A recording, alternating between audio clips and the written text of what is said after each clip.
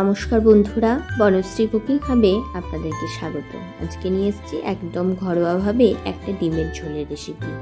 একদম প্রত্যেক দিন রান্নায় আমরা যেভাবে রান্না করি ঠিক তেমনই। প্রথমে একটা কড়াইয়ে তেল গরম করে নিয়েছি বেশ খানিকটা, তাতে দিয়ে দিয়েছি সামান্য একটু হলুদ, যাতে ডিমগুলোর কালার একটা খুব সুন্দর আসে। তাই আমি প্রথমে তেলের মধ্যে একটু হলুদ দিয়ে নেবো, তাহলে ডিমগুলো একদম সুন্দর কালার আসবে। এবং ডিমগুলোকে আধখানা করে সুন্দরভাবে ভেজে নিয়েছি। এভাবে আধখানা করে ডিমগুলো ভেজে নিলে এর মধ্যে নুন এবং হলুদের বেশ একটা সুন্দর স্বাদ থাকে। গোটা গোটা ডিমটা ভাজলে ভেতরটা অনেক সময় নুন ছাড়া খেতে লাগে। একদম সাধারণ ঘরোয়া রান্নায় দেখিয়েছি আজকে আপনাদেরকে।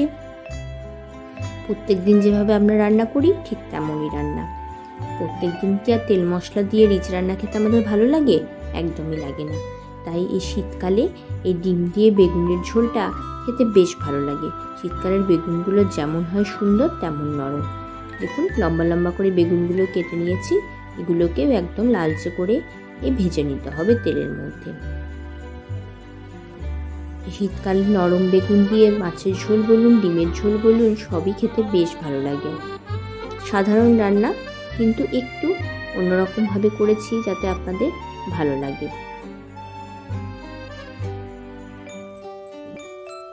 এভাবে দেখুন একদম লাল লাল করে ভেজে নিয়েছি বেগুনগুলো। লাল করে ভেজে নিলে নরমও হয়ে যায় আর স্বাদটাও বেশ ভালো লাগে খেতে। একে একে তুলে নেবো এগুলো প্লেটের মধ্যে।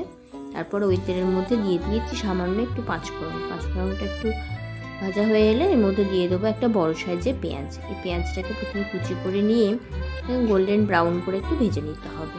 এখানে আমি খুবই তেল মশলা কম দিয়ে রান্নাটা করেছি, একদম ঘরোয়াভাবে, যেমন আমরা প্রত্যেক দিন রান্না করি। প্রত্যেক দিনের রান্না তো আর আমরা খুব একটা তেল মশলা দিয়ে খাই না, খুব সাধারণই খাই। ঠিক সেইভাবেই করার চেষ্টা করেছি। দেখুন এই মশলাটা যখন একটু ভাজা ভাজা হয়ে আসবে এরকম, তখন এর মধ্যে গুঁড়ো মশলাগুলো একে একে দিয়ে দেবো। একটু হলুদ গুঁড়ো, একটু জিরে গুঁড়ো, একটু কাশ্মীরি লঙ্কা গুঁড়ো, আর তার সাথে দিয়ে দেবো সামান্য একটু জল, যাতে মশলাটা গুঁড়ো মশলাগুলো জ্বলে না যায়। সেই জন্য একটু জল দিয়ে ভালোভাবে এটাকে কষিয়ে নিতে হবে।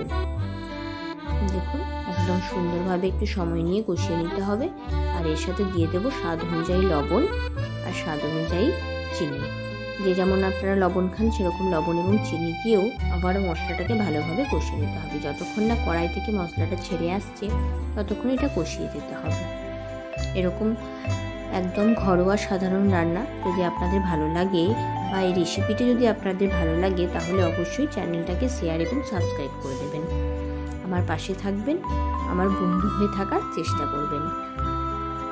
এরপর মশলাটা যখন কড়াই থেকে ছেড়ে আসবে একদম, তখন পরিমাণ মতন জল আমি এখানে দিয়ে দিয়েছি। এখানে 1 থেকে 1.5 কাপ মতো জল দিয়েছি। আপনারা যেমন ঝোল করতে চাইছেন জলটা সেভাবে ব্যবহার করবেন। আমি এখানে খুব বেশি ঝোল করিনি, আবার খুব গালাগাও করিনি, একদম মিডিয়াম। ঝোলটা যখন টকটক করে ফুটে আসবে তখন এর মধ্যে বেগুনগুলো একে একে দিয়ে দিয়েছি। বেগুন দিয়ে ঝোলটা বেশ খানিকক্ষণ ফুটিয়ে নিতে হবে, তাহলে দেখবেন আস্তে আস্তে ঝোলটা বেশ খানিকটা ঘন হয়ে আসবে। দেখুন ঝোলটা বেশ খানিকটা ঘন হয়ে এসছে ফোটানোর পর, আর বেগুনগুলোও বেশ ভালোভাবে নরম হয়ে যাবে। গরম ঝোলের মধ্যে দিলেই নরম হয়ে যাবে।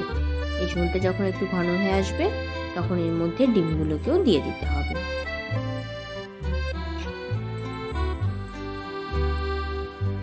দেখুন কতটা সুন্দর কালার হয়েছে দেখতে। খেতেও এটা ভীষণ ভালো হয়। ভাত বা রুটি দুয়ের সাথে খেতেও ভালো লাগে।